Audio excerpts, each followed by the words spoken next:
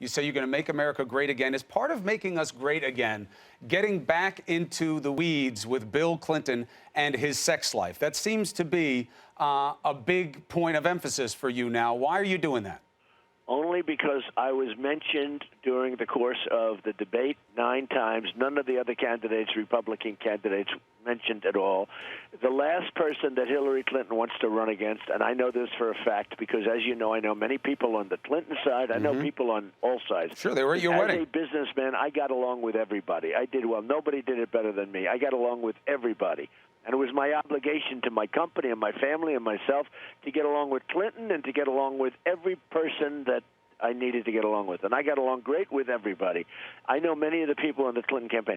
The last person they want to run against is Donald Trump, believe me. But what does that have to do with you bringing Bill Clinton's sex life up? Well, it's very simple. They, during the course of the debate and many other times, she was talking about, she used the word sexist. I'm sexist.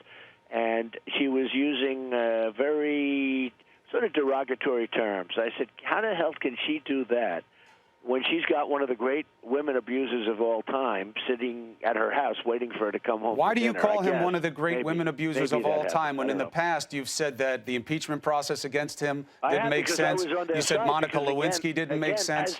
Chris, as a businessman, I got along with everybody. So it was always important to defend people when it was important for me to get along with the Clintons. But it sounds to people, whether she was a right, but it sounds like your morality shifts based on your motivation to people. No, one of the magazines recently said Trump was a world, and indeed is well, I guess I'm not now because I'm supposed to be a politician, but it's a bad name.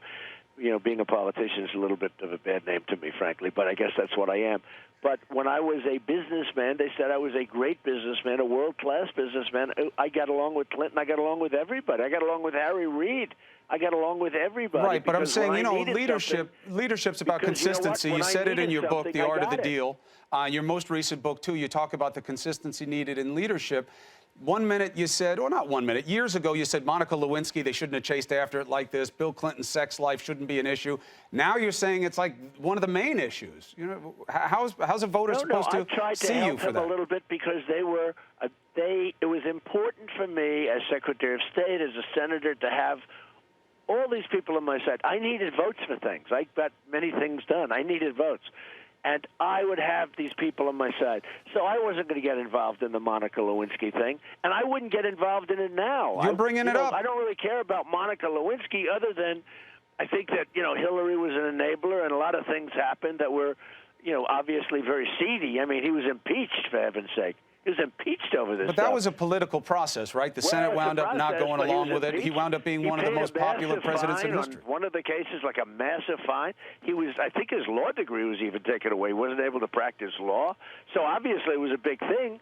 But I would always stick up as a businessman, I would always stick up for various people, whether they were friends or not, because in many cases, I needed them. I needed their votes to get things done. So what you're saying is that back then when you needed them, you were okay with what Bill Clinton was doing. But now that you want to take votes from his wife, you're not okay with what he was doing. No, you have to understand.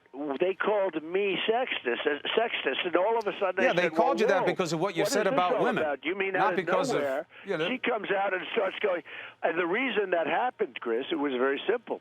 The reason that happened is because I'm doing very well in the polls. In some polls, I'm beating her, and I think I'm going to beat her easily if I get the nomination. I understand, but you have to remember the reason it happened is because of what you said during the first debate about women and how you went at it with Megyn Kelly, and then what you said about Carly Fiorina. What did I do with Megyn Kelly? I didn't do. She asked me a totally inappropriate first question, and I fought her. If a male asked me that same question, I would have hit him just as hard. I mean, what Megyn Kelly did is she asked me a totally nonsense question, and I fought her.